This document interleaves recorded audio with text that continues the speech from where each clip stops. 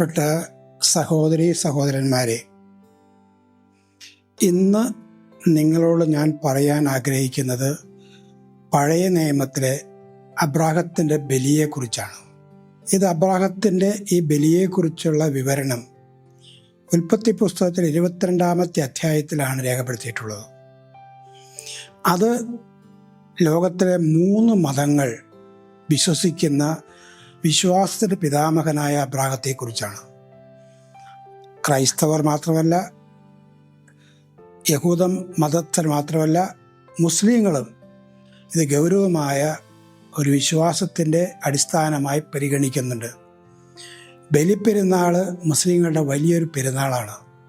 അവിടെ അനുസ്മരിക്കുന്നത് ഈ അബ്രാഹത്തിൻ്റെ ബലിയെക്കുറിച്ചാണ്. അബ്രാഹത്തോട് ദൈവം പറയുന്നു, നിന്റെ മകൻ ഇസ്ഹാക്കിനെ ബലി ചെയ്യുക, ഓറിയോ മലയിൽ കൊണ്ടുപോയി ദഹനബലിയായി അർപ്പിക്കുക എന്നാണ്. ഈ വാക്കുകളെ അക്ഷരാർത്ഥത്തിൽ വിശ്വസിക്കുന്ന തീവ്രവാദികൾ ദൈവം കൊല്ലാൻ പറഞ്ഞാൽ കൊല്ലാം എന്ന് വിചാരിച്ച് കൊലയും അക്രമവും നടത്തുന്നവരുണ്ട്. ബൈബിൾ എന്നല്ല ഏത് വിശുദ്ധ ഗ്രന്ഥവും അക്ഷരാർത്ഥത്തിലല്ല മനസ്സിലാക്കേണ്ടതെന്ന് ആർക്കും മനസ്സിലാവുന്ന കാര്യമാണ്. യേശു പറഞ്ഞൊരു വാചകം തന്നെ എടുക്കുക, നിന്റെ കണ്ണ് നിനക്ക് പാപഹേതുകമാകുന്നെങ്കിൽ അത് ചുഴന്നെടുത്ത് കളയുക.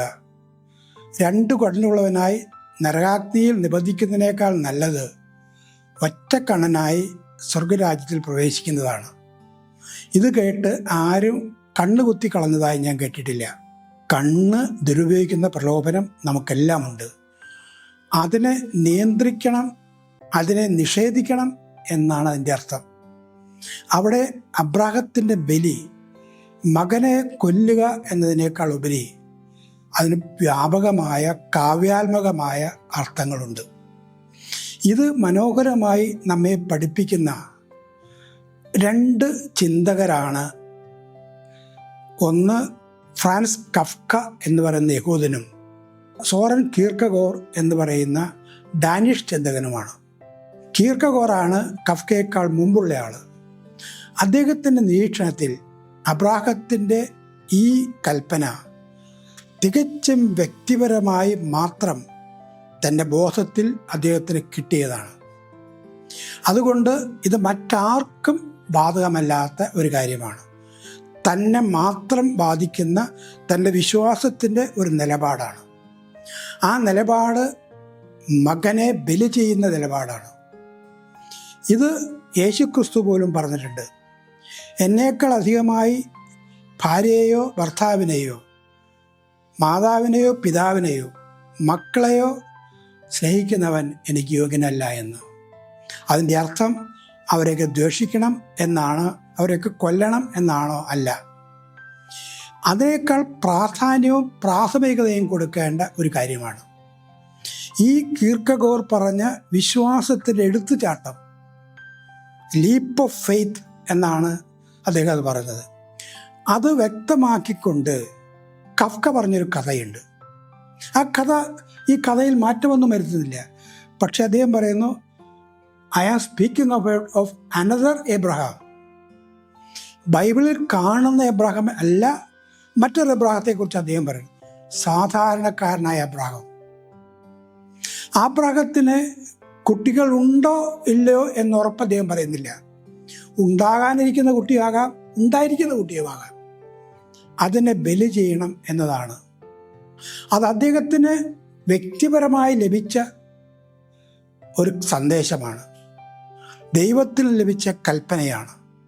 ആ കൽപ്പനയെ അനുസരിക്കാൻ ബാധ്യസ്ഥനാണ് അദ്ദേഹം. ആ അനുസരണമാണ് അദ്ദേഹം നിർവഹിക്കുന്നത്.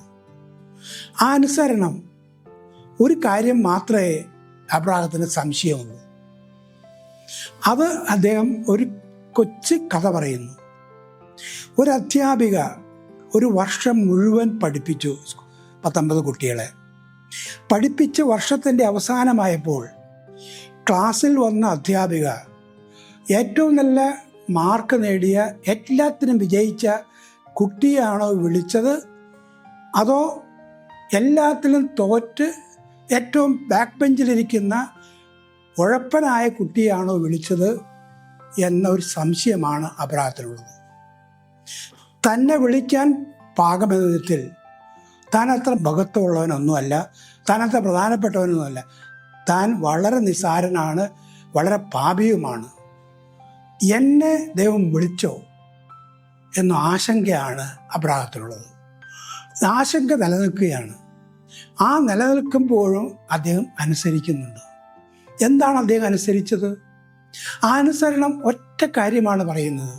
തൻ്റെ മകനും ഒരന്യനും തമ്മിൽ നീതിയുടെ വിഷയത്തിൽ വിധിക്കേണ്ടി വരുമ്പോൾ മകനേക്കാൾ നീതി അന്യനാണ് എന്ന് കരുതിയാൽ മകനെ നിഷേധിച്ച് അന്യൻ്റെ ഭാഗത്ത് നിൽക്കുന്ന ഒരു അബ്രാഹത്തെക്കുറിച്ചാണത്. ഈ നിഷേധം മകനെയും ബന്ധുവിനെയും വീട്ടുകാരെയും സ്വന്തക്കാരെയും നിഷേധിക്കേണ്ട ബാധ്യസ്ഥത ഏത് മൂല്യനിർണയത്തിലും ഏത് മനുഷ്യനും എപ്പോഴും ഉണ്ടാകാവുന്നതാണ്. അവിടെയാണ് അദ്ദേഹം പറയുന്നത്, ഈ മകനെ ബലി ചെയ്യണം, അവനെ നിഷേധിച്ചുകൊണ്ട് അന്യന് കൊടുക്കേണ്ട നീതി, അന്യന് കൊടുക്കേണ്ട ആതിഥ്യം, അന്യന് കൊടുക്കേണ്ട പരമമായ ഉത്തരവാദിത്വം നിർവഹിക്കുമ്പോഴാണ് താൻ ബലിജീവിതം നയിക്കുന്നത് എന്നാണ്. ഇത് സാധാരണ എല്ലാ മനുഷ്യരും, ഒരു മനുഷ്യന് ഞാനൊരു വീട് പണിത് കൊടുക്കുന്നു എന്ന് വിചാരിക്കുക, നല്ല കാര്യമാണ് ഞാൻ ചെയ്യുന്നത്. വീടില്ലാത്തവരിൽ ഒരാൾക്കാണ് ഞാൻ വീട് കൊടുത്ത് നോക്കുന്നത്. എനിക്ക് വീട് പണിത് കിട്ടണം, എനിക്ക് വീടില്ല എന്ന് പറഞ്ഞ് അപേക്ഷിച്ചവർ ഒരാളെ അയക്കില്ല. 100, 150, 500 ആളുകളുണ്ടാകാം. ഞാൻ ഒരാൾക്ക് കൊടുക്കുമ്പോൾ ബാക്കി എല്ലാവരെയും ഞാൻ നിഷേധിക്കുകയാണ്. അത് മകനെ ബലി ചെയ്യുന്നതിന് തുല്യമാണ്. ആ ബലി ചെയ്യാതെ ഒരാൾക്ക് നന്മ ചെയ്യാൻ എനിക്ക് പറ്റാതെയാകും. ഒരാൾക്ക് വേണ്ടിയുള്ള എൻ്റെ വിശ്വാസത്തിൻ്റെ എടുത്തുചാട്ടത്തിന് ഞാൻ മറ്റെല്ലാവരെയും അവഗണിക്കേണ്ടി വരും. ഈ അവഗണനയാണ് അബ്രാഹത്തിലെ ബലിയുടെ അർത്ഥം. ആ അവഗണന ഇല്ലാതെ ഒരു മനുഷ്യനും നന്മ ചെയ്യാൻ എനിക്ക് കഴിയാതെ വരും. ഒരാൾ മാത്രമല്ല അർഹരായിട്ടുള്ളവർ, അനേകർ അർഹരായിട്ടുള്ളത്. പക്ഷെ അതുകൊണ്ട് ആർക്കും ചെയ്യാതിരിക്കുകയല്ല, ഒരുവന് ചെയ്യാനേ എനിക്ക് കഴിയൂ. അവന് ചെയ്യുമ്പോൾ ബാക്കി എല്ലാവരെയും ഞാൻ മറക്കുന്നു എന്നുള്ളത് ഒരു ബലിയാണ്. ആ ബലിയാണ് എല്ലാ ന്യായമായ നീതിയുടെ, സ്നേഹത്തിൻ്റെയും ധർമ്മത്തിൻ്റെയും നടത്തിപ്പിൽ നിരന്തരമായി നമ്മൾ അനുഷ്ഠിക്കുന്നത്. അത് അനുഷ്ഠിക്കുമ്പോഴാണ് അബ്രാഹത്തിൻ്റെ ബലി എൻ്റെ ജീവിതത്തിൽ പൂർണ്ണമാകുന്നത്, അർത്ഥവത്താകുന്നത്.